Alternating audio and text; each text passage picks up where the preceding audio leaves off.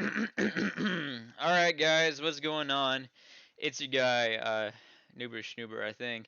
And today I'm just gonna be explaining what the hell remote events are. Alright, pretty easy to explain.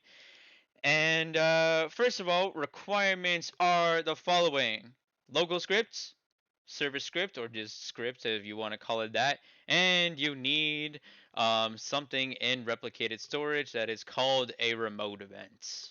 Okay, to explain how this thing works is we're first gonna have to explain the difference between local and server, or client and or server, whatever word you want to use, because client and local pretty much mean the exact same thing. But let's go ahead and explain this bitch real quick for you guys. So you go into workspace on your client side, and if any little piss nose hacker decide to like delete a part for some reason, like go through some place, then it's going to delete on their end, but it won't delete on everybody else's end, which is what the server is. You can still fucking even move around this part or whatever, but I still can go through it, even though I can be put like on top of it. But see, it's like it's not putting me on top of it because my client's still going through it. Alright, whatever. So let's explain things real quick so that you don't get, first of all, cheesed by like 12-year-old script kiddies that probably are getting data mined by the moment. And their mom's laptop is about to get a fucking, I don't know, it's probably gonna get like something. All right, whatever. So, we got ourselves two int values that we put inside the server scripts, and we've done this when a player is added. The reason why we do this inside the server script is because they can't interact with anything inside a server scripts. They can with remote events, but we'll explain that later on. So to prove this, we're gonna show our main little things today that both have remote events, and I'm gonna explain what the hell they do. Okay? Okay. So look at this. We have doubloons, we have cash. That is the best way to explain what these two things are. I'm a genius.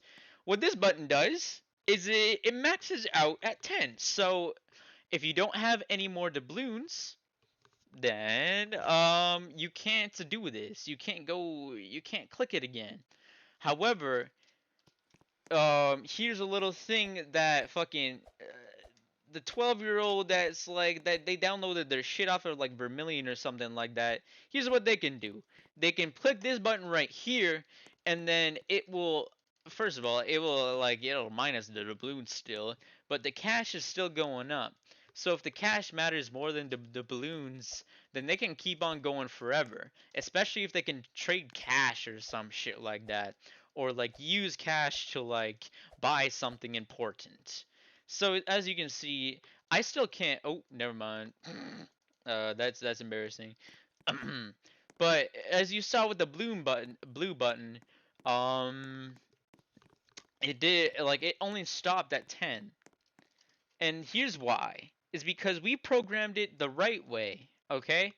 So we said if game.players.localplayer.leader stats find first child the balloons.value doesn't equal 0, that's what this little symbol means, then we do this whole thing. All right? It doesn't matter what we put inside here. The whole thing that matters is that we're firing a remote event.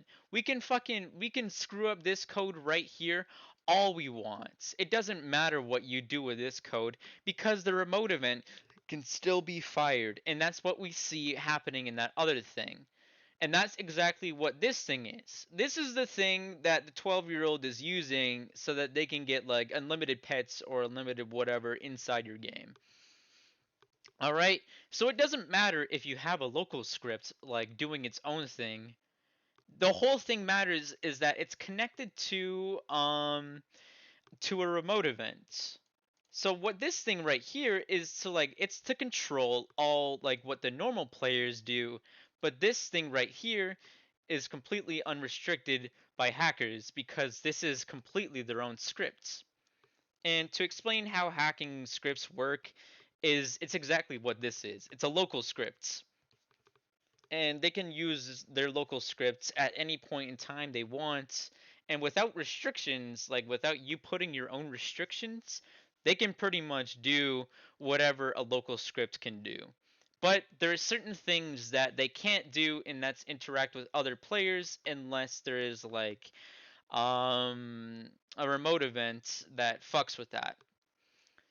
All right, either way, so what this thing is doing right here, game.replicated storage, is it's going into game, which is like the ultimate parent, and it's going dot replicated storage. So dot either means like properties or child, or if you want like dot parent, then it's gonna go to the parent of the bitch. But you can just see that right here.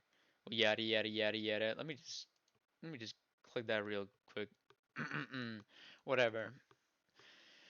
So yeah, that's what dot means. So game.replicated storage means it's going into the like the ultimate parent. Dot replicated storage, it's going into this thing. Dot exchange, this thing right here. Because remember, both local scripts and server scripts can see replicated storage. That's why it's put inside there. Local scripts can't see inside server script service, and etc. And other stuff. I don't know what the whole extent of that is, but that's what I know so far. So what I've done here is, okay, it doesn't matter what function you put through at the first start. All that matters is that the first thing that you put through there will be the player. You can name it balls, you can name it whatever the hell you want. You can name it titties, you can name it literally, well, like I said, whatever the hell you want. Because as you saw with both of them, the player that clicks it will be the one that has the server fired for them, or the remote event fired for them. My bad. So we have the thing that sends it right here because we have the if statement. Okay, this is for just for the normal players. Okay. So if yada yada yada yada send sorry, fire server. So now what we have to do is we need to go inside the server scripts and we need to write that whole thing with the thing said previously. Okay, so this is the thing that catches that whole message. It sends this and then it catches it right here. Game.replicated storage dot exchange. Remember, game is like the ultimate parent. Replicated storage exchange, and then remember that it's dot on server event instead of colon fire server. If you wanted to fire to the client, you could do game dot replicated storage dot exchange fire client, and then you would have to pretty much write the same thing except on client event, I'm pretty sure. So yeah, that's how you'd send it through the server script, but we're sending it through the local script to the server script so we can exchange these legitimately. As you can see, this thing is very flawed because it doesn't have any precautions. Okay? Okay. So this is what I call the fucking script kitty auto nuker 5000. So it says if player.leaderstats.cache.value is less or equal to 9, then you can keep on pressing this bitch for however long you want. Okay? Okay. Or like it'll still fire through. Or yada yada yada yada. If it's not, which the only reason why it wouldn't be less than 9 is because you're using the snot-nosed fucking piss-faced script kitty script right here that makes it so you can still fire it. So, what this does is I'll show you. Alright, let's see what this whole thing does. So you can go, listen, you can use this thing, like, you can use this little script kitty scripts however much you want, But as soon as it gets into the negatives, look what happens.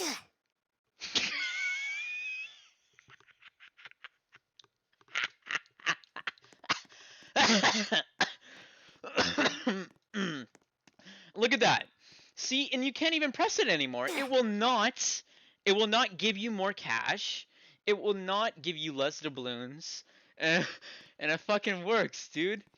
Alright, so moral of this story today is put your fucking if you're gonna have like a thing like cash or like experience, put that shit inside of this thing and don't put it inside of like starter pack or like whatever you want to use. Because I know that there's like, yeah, starter player scripts.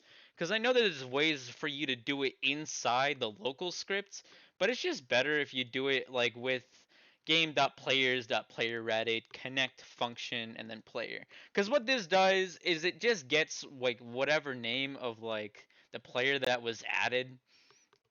So yeah, it's just better to fucking do that than have some like literal like 10-year-olds. I remember like using like Roblox hacks when I was really young. So like it doesn't take that much brain power to do it. But it does take enough brain power for you to do the right things. So this is how it works. So I created a folder that's called leader stats. Well, and if you name it leader stats, that's how you get the whole leader stats thing. And then we put the int values inside that. And if you don't know what an int value is, it's pretty much just it's just numbers. If you want like a string value for you to write like someone's name or something like that, you can go ahead and do that. But int values are literally just numbers. And we started out with the base value to be 10. It can be whatever the hell you want. But this is how you do this whole thing.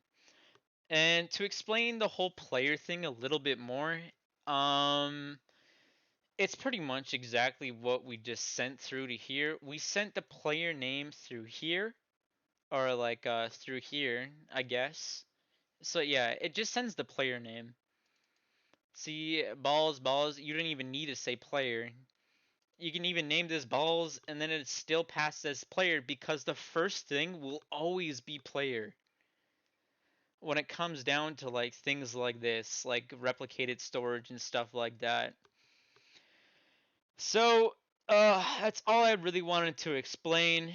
I hope that helped you guys out. If it didn't, I'm a fucking ass teacher. But like, anyways, I will see you all later. That's what PewDiePie did.